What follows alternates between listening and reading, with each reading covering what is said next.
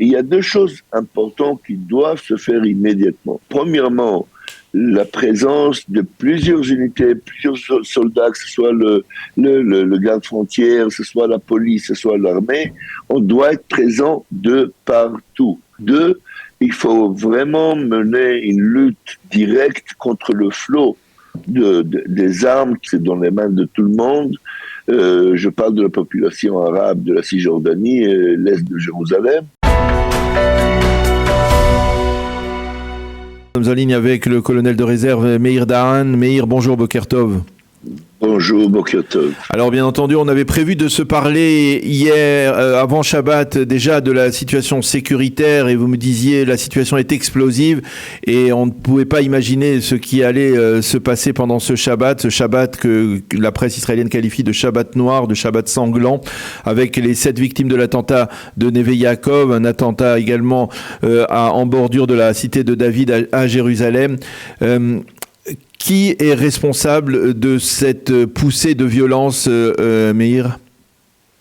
Eh ben, c'est pas qui est responsable, c'est tout un enchaînement depuis plusieurs mois, depuis l'attentat de Beersheva il y a presque un an.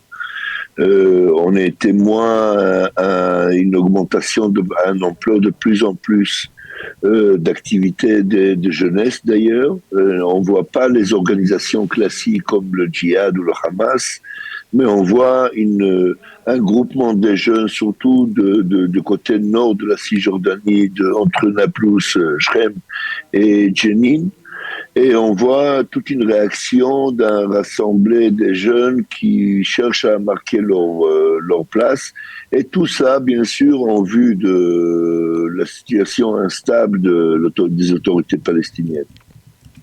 Alors, vous le dites, ce sont des jeunes, ce sont des nouvelles organisations, un peu comme l'organisation de la Fosse au Lion, que l'on croyait avoir été décimée, mais qui de facto existe toujours. Mais que font justement pendant tout ce temps les organisations habituelles que l'on connaît? L'autorité palestinienne avec le Fatah qui a décidé avant-hier d'arrêter la coopération avec les forces de sécurité israéliennes, le Hamas, le djihad islamique, que font-ils? Ben, apparemment, ils font rien. Ils essaient de s'accrocher aux événements qui se passent au nord de la Cisjordanie pour essayer de l'appartenir, mais ils arrivent sûrement pas. Je sais pas si vous remarquez, mais dans ce côté de la Cisjordanie, ils parlent pas d'organisation, ils parlent d'un groupement local à leur façon. Et tout en brisant toutes les murailles entre les différentes organisations, ils cherchent à marquer leur place indépendamment du reste des organisations. Et si vous voulez, sans l'intervention d'Israël depuis plusieurs mois, d'une façon très massive et très forte, on aurait été déjà témoin à une nouvelle bande de Gaza du côté du nord de la Cisjordanie, et ce risque est toujours là d'ailleurs. Oui, parce qu'il faut revenir, c'était le but de notre rendez-vous au départ, il faut revenir sur ce qui s'est passé à Jenin jeudi. Ce qui s'est passé, il faut le dire et le répéter sur les médias, les Palestiniens qui ont été tués par les forces de sécurité israéliennes, ce ne sont pas des enfants de cœur, ce ne sont pas des civils, ce sont des terroristes.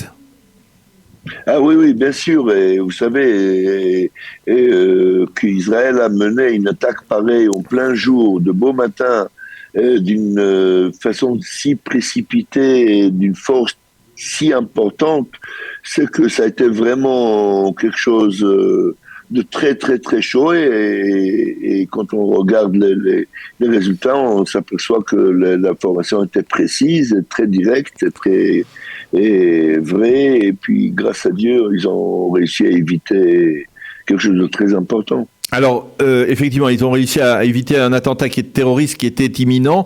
Mais tout de même, Meir, ce que l'on voit, et vous nous disiez que ce sont des jeunes que l'on voit qui s'organisent d'une manière ou d'une autre pour frapper, pour commettre des attentats. Mais tout de même, les 2 attentats de vendredi et de samedi matin, ce sont des attentats qui ont été commis apparemment par des loups solitaires.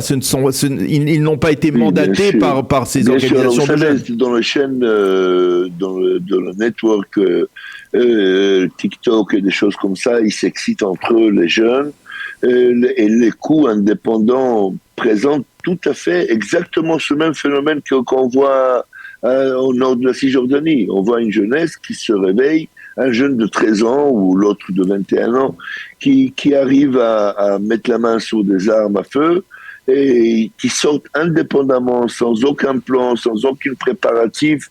Ils sortent dans la rue, ils le font. C'est inévitable. On peut pas éviter une chose pareille, sauf bien sûr présence de civils armés, chose que malheureusement n'était pas le cas vendredi et samedi. Et on voit les malheureux résultats, les dramatiques qui s'est passé. Alors, il y a une question que l'on se pose après la décision du cabinet restreint pour la sécurité nationale d'hier soir d'emmurer la maison du terroriste. C'est une décision qui a déjà été concrétisée dans la nuit. Vous pensez que c'est une mesure dissuasive, efficace ? Vous savez, je vais vous dire, c'est très complexe parce que du côté de la famille de terroristes qui payent, qu'on leur fait payer les fautes de leurs membres de famille, ça, c'est très aléatoire, c'est très. Mais à côté de ça, ils parlent de cercler Shoafat. Je vous rappelle, il y a 3-4 mois, il y a eu un attentat au Marsum. Dû à ça, le fait que le terroriste s'est évadé vers Shoafat. Et Shoafat a été cerclé. Je vous rappelle ce qui s'est passé. Au bout de quelques jours, ça a été vraiment explosif. Il s'agit de dizaines de milliers de gens, je dis pas innocents, mais je dirais non mêlés, qui sont cerclés chez eux pendant plusieurs jours. Ils vont pas au travail, ils ont rien d'autre à faire, mais que de s'exciter entre eux. C'est vraiment quelque chose de très délicat. De cercler de dizaines de milliers de gens comme ça, c'est quelque chose qu'on paye le prix par la suite. Mais il y a un débat concernant l'efficacité justement de ces mesures, de cette mesure d'emmurer ou de détruire des maisons de terroristes. Le fait de le faire immédiatement, sans avoir à attendre des recours de la justice, etc. Est-ce que vous pensez que c'est peut-être plus efficace, plus dissuasif ? Ça montre qu'on est décisif, ça montre qu'on est capable d'agir rapidement, sans l'intervention des tribunaux, des choses comme ça. On va très direct, très rapide, très vite et on fait une action. Est-ce que c'est efficace à long terme ? Grande question qu'on se pose depuis plus de 50 ans. Vous savez, il y a deux choses importantes qui doivent se faire immédiatement. Ça, c'est premièrement la présence de plusieurs unités, plusieurs soldats, que ce soit le garde-frontière, que ce soit la police, que ce soit l'armée. On doit être présent de partout présent. Ça, c'est un. Deux, il faut vraiment mener une lutte directe contre le flot des armes qui va aujourd'hui. C'est extraordinaire, c'est dans les mains de tout le monde. Je parle de la population arabe de la Cisjordanie, l'Est de Jérusalem. C'est vraiment extraordinaire et ça, c'est quelque chose qu'on doit se donner la peine de lutter contre ça. Et vous savez, il y a un flot énorme qui arrive de la Jordanie, de l'Égypte et dans le territoire.